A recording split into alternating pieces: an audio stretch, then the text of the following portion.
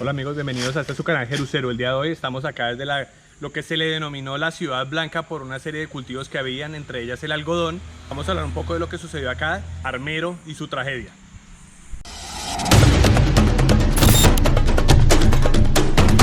El día de hoy decidimos ir a lo que fue Armero, un pueblo que fue borrado literalmente del mapa debido a una de las peores tragedias naturales que ha vivido el país de Colombia.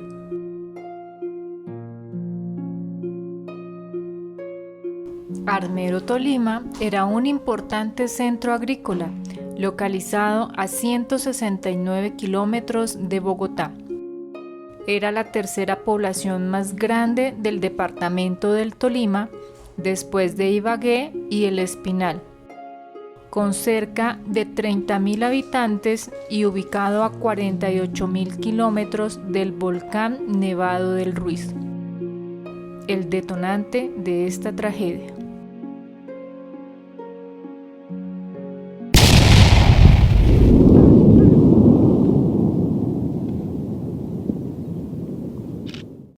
La Defensa Civil alertó de la erupción al ministro de Minas Iván Duque Escobar, padre, y al presidente de la República Belisario Betancur, quienes hicieron caso omiso. Igualmente, el párroco recomendaba mantener la calma mientras él huía del pueblo.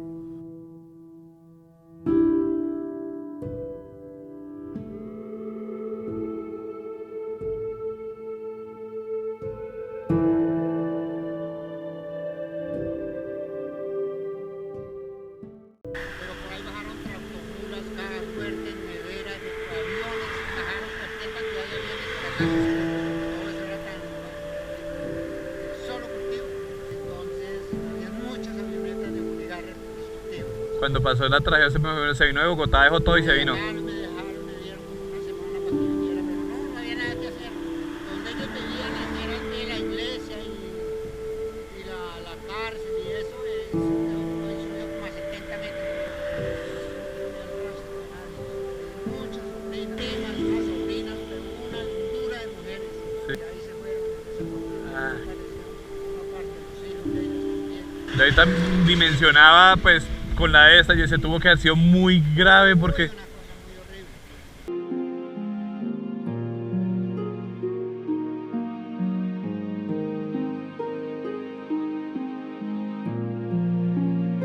horrible. La defensa civil de 4 pueblos cercanos intentaron advertir a Armero del lahar que se aproximaba, pero no lograron establecer contacto por radio.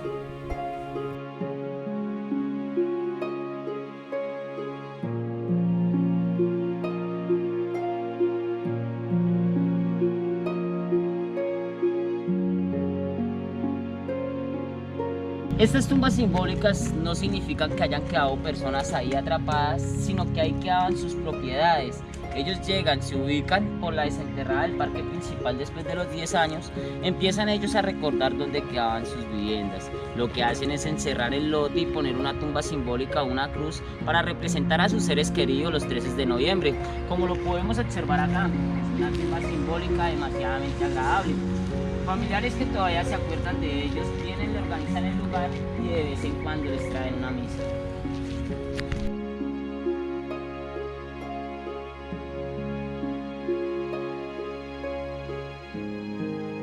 Este lugar que estamos visitando se llama el Parque de los Fundadores, hoy en día declarado como el Parque de la Vida. Un lugar que se encontraba atrapado a 2 metros de profundidad, donde se apreciaba que no se iba a recuperar nada. Entran después de los 10 años máquinas que empiezan a excavar hasta cierto punto y entra cuerpo de bomberos lavando con agua a presión y recuperan cada estructura de su piso, cada detalle de ladrillo. La iglesia San Lorenzo, su iglesia principal del centro que estamos viendo ahorita. En el lugar de acá, después de los 25 años, llega, se acerca Olnoa y nos reconstruye esta ciudad maqueta. Un lugar que es Armero tallado en piedra. Llega una arbolización hoy en día nueva. Una empresa llamada Cortolima nos la regala. También las sillas que podemos apreciar acá. Como estas tierras quedaron abonadas, hoy en día la naturaleza nos regala su fresco acá en este lugar. Podemos apreciar el diseño de estas maqueticas que es totalmente todos diferentes. Nos señalan norte, sur, oeste y oriente. Pues cada estructura es diferente. Vamos a continuar con la primera, que les voy a hablar sobre las calles. Esta es la calle 15, que se dirige esta calle mirando esta maquetica hacia el costado de arriba.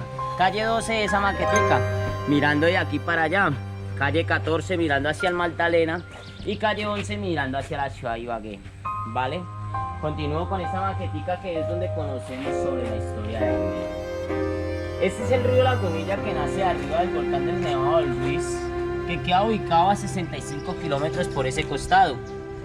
El volcán viene totalmente buscando los caudales a llegar a la población de Armero. En el 1984 se formó un represamiento acá, ocasionado por la gente en ese entonces que no quiso meterle mano.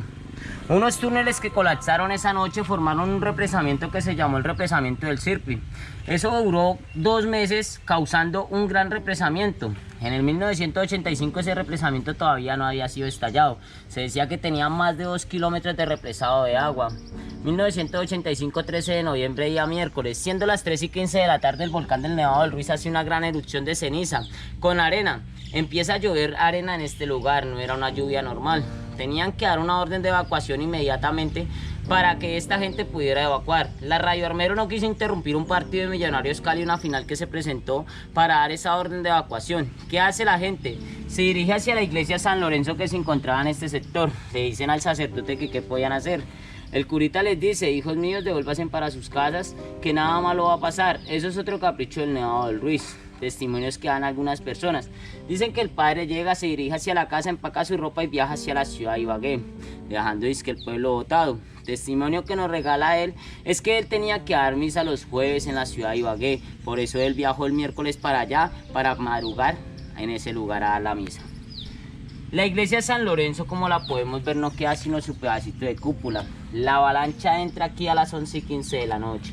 El volcán hace su actividad a las 7:30, empieza a hacer una gran erupción donde empieza a caer de hielo, lava sobre ese represamiento y empieza a llenar el punto de las piedras, no soportan más, salen expulsadas.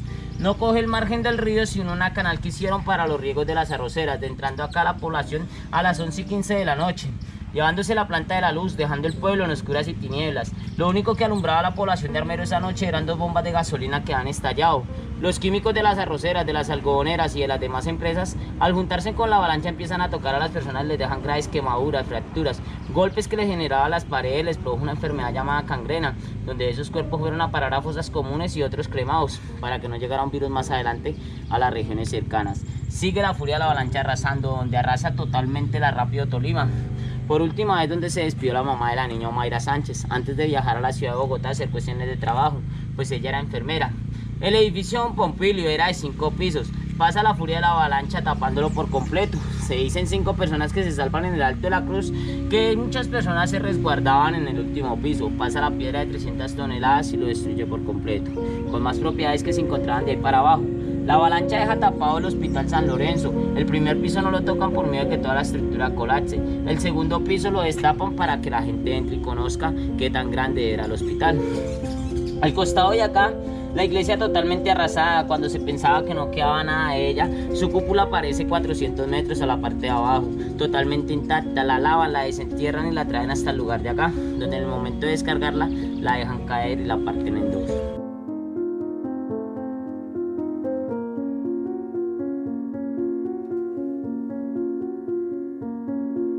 Encontramos ahorita ubicados en la llegada del Papa Juan Pablo II a los 7 meses y 23 días del año 1986. La llegada de él es muy necesaria acá, ya que nosotros los seres humanos somos muy tercos, donde nos dicen que no tenemos que reconstruir acá, que es un punto de mala ubicación, pero no nos importa los riesgos si volvemos a reconstruir. Pues esta es la tercera avalancha que ha venido a parar acá. El significado de las 3 piedras. En el 1595 fue la primera avalancha que acabó con una población indígena llamada Tasajeras, donde existían los trueques, cambiaban el oro por la comida. Llega la furia del volcán del Nevado del Ruiz y acaba con la vida de 3.000 indígenas que habitaban acá en este corregimiento.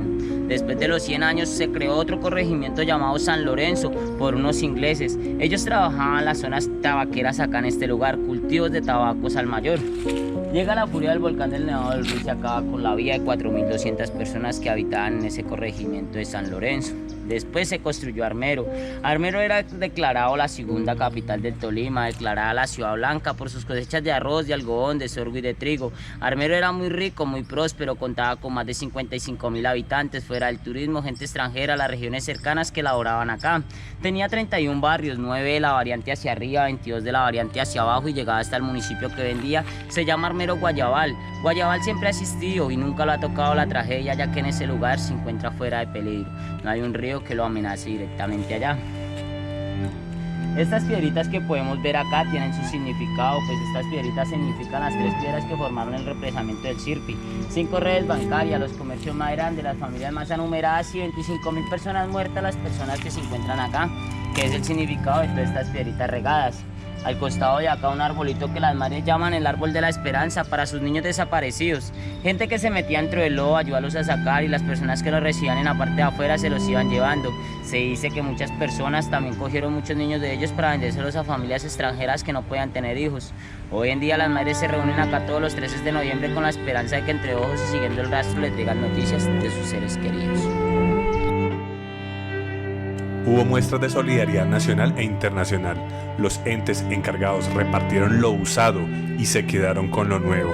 También se presentaron familias desconocidas que se declaraban víctimas para reclamar los beneficios y los verdaderos damnificados no recibieron la ayuda necesaria.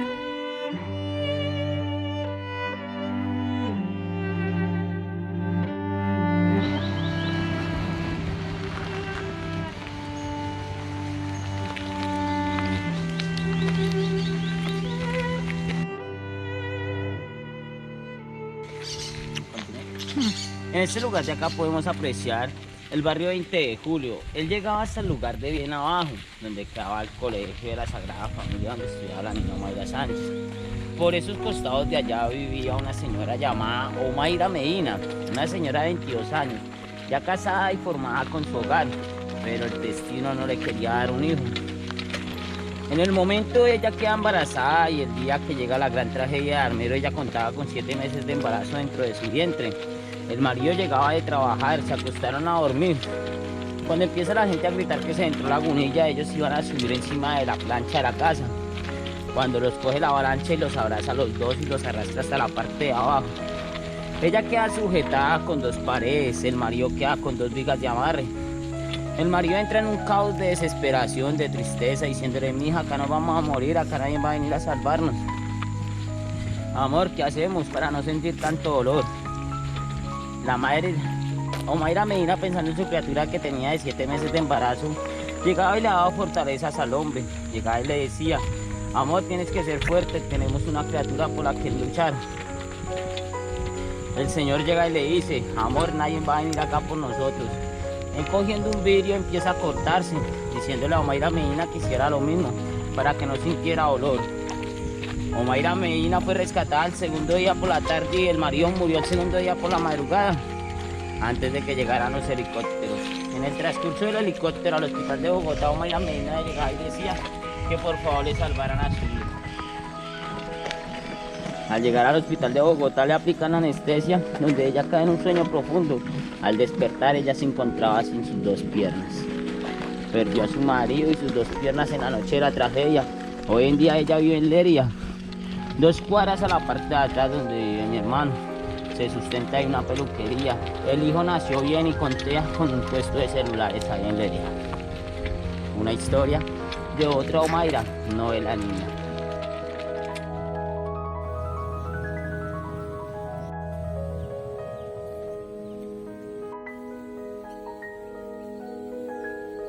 Este lugar donde nos encontramos ahorita ubicados queda ubicada la tumba de la niña Omaira Sánchez, donde ella quedó atrapada a las 60 horas. El motivo de su rescate no se pudo hacer fue por falta de tecnología, pues estamos hablando hace 36 años, donde no era posible entrar una máquina hacia este lugar que moviera las estructuras pesadas que la aprisionaban. Hacia el costado de allá quedaba la casa de la pequeña, donde ella fue arrastrada 200 metros hasta acá. Llega una viga y la amarra por la parte de atrás y llega una pared y la coge de la boca del estómago. Empieza el barrio San Rafael, el barrio Santander, qué pena, a rodearla.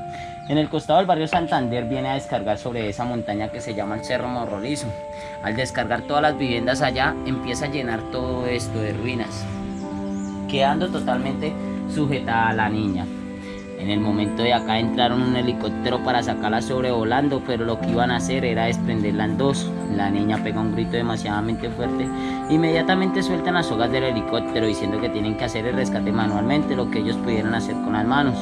Un rescatista que se llama Fidel Díaz Triana viene de la ciudad de Bogotá. Se tira dentro del lodo y el escombro donde se encontraba atrapada la niña con una caneca y empieza a sacar canecadas de agua. En el momento que él sacaba tanta cantidad de agua, llegaba más agua a aprisionar a la niña.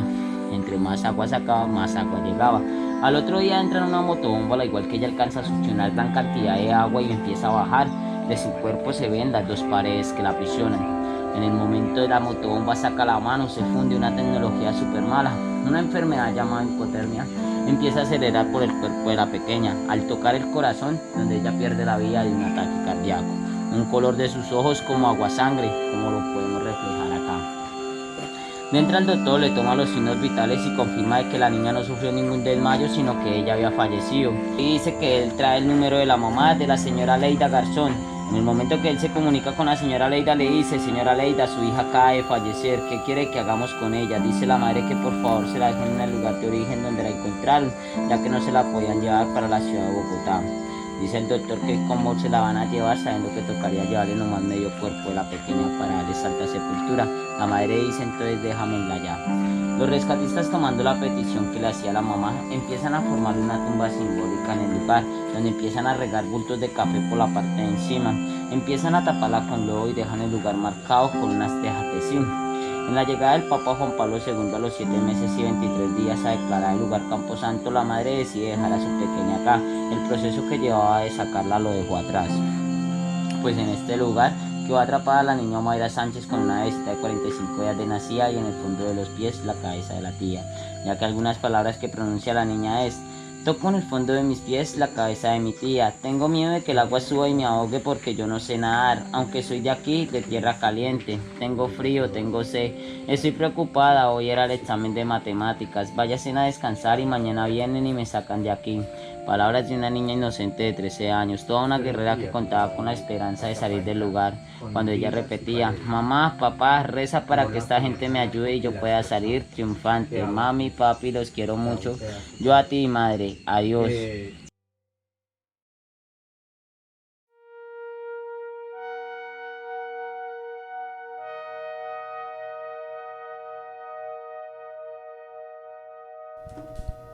La noche entera, con un hacha, me ha golpeado el dolor, pero el sueño pasó lavando como un agua oscura piedras ensangrentadas.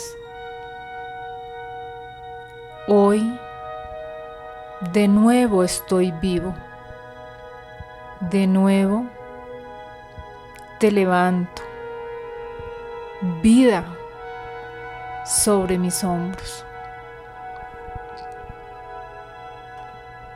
Oh, vida, copa clara, de pronto te llenas de agua sucia, de vino muerto, de agonía, de pérdidas, de sobrecogedoras telarañas. Y muchos creen que ese color de infierno guardarás para siempre. No es cierto. Pasa una noche lenta, pasa un solo minuto y todo cambia.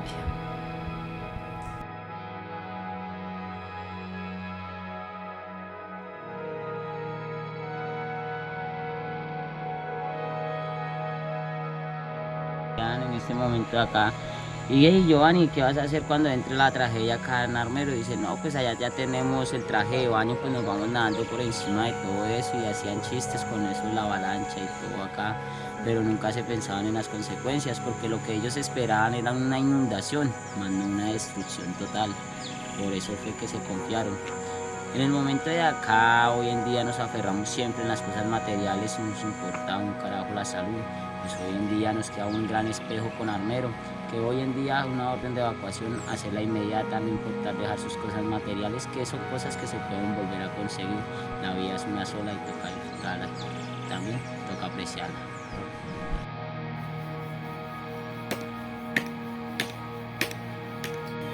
Pero esta es una represa que se formó cerca de la población que se llama el Chirpe. Eso fue debido a una mala explotación minera, caen esas piedras y hacen un taponamiento en ese caudal. El caudal pues allá es un nacimiento, eso debe pasarlo.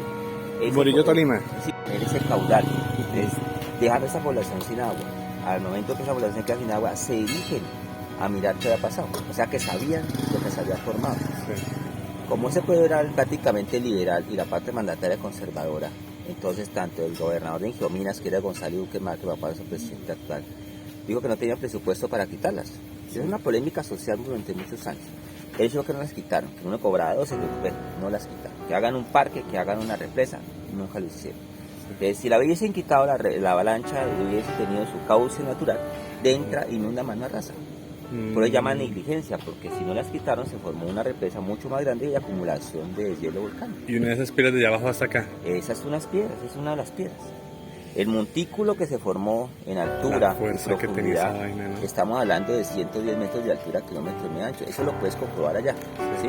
Entonces, por esa razón, esa cantidad de rocas, al acumular tantos millones de metros cúbicos de lodo, que hablamos de científicamente, ellos hablamos de más de 98 millones de metros cúbicos, que es lo que hablan los especialistas, que se vienen a una velocidad no inferior a 72 kilómetros por hora, que puede hacer como para poder esta roca, ¿no? Claro, es que es gigante. Exacto. Entonces, si esta entre las más pequeñas, pero las otras que están por acá y otras que por allá, son mucho más grandes. Pues imagínate, pues la población más afectada pues, fue prácticamente todo Armero, pero por este costado no quedó absolutamente nada. ¿Sí? Lagunillas y en la guerrilla. Sí. Entonces, por esa razón, ellos lo que hicieron fue atrincherarse, y cuando vio fue que su compañero que estaba en la garita del frente botó o salió corriendo y ni siquiera llevó el fusil, sino lo dejó tirado. Él dijo, esto no es normal, y cuando se encendieron las bombas de combustible, porque las piedras se encuentran bombas de combustible, pueden ver el tsunami que viene bajando, pero que no les dio tiempo de nada, y que lo que hizo fue lanzarse a tratar de salvar su vida sobre un palo de mango, pero que algo muy inmenso vino y se lo llevó. ¿Sí? Entonces, esa es parte de esa historia, que sobrevive, que duró 8 días entre el lodo, con sus piernitas totalmente destrozadas, hoy está en una silla de ruedas, pero puede contar su historia. Pero tristemente 32 oficiales son los que están en homenaje a él. La estación verdadera se encuentra a 1 metro de profundidad. Compañeras, madres de esos policías, reconstruyen esta estación simbólica para brindarle homenaje a ellos.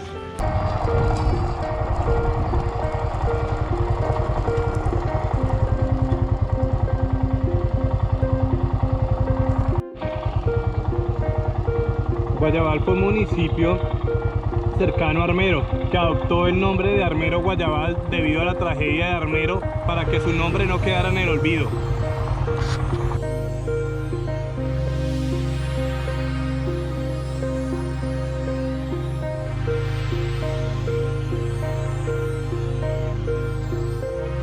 En la actualidad, los sobrevivientes se sienten huérfanos de pueblo, porque en la cédula de ciudadanía registran nacidos en Armero Guayabal y no en el verdadero Armero, el cual ha sido borrado del mapa colombiano. Entre sus anhelos está la esperanza de volver a ver a sus seres queridos desaparecidos.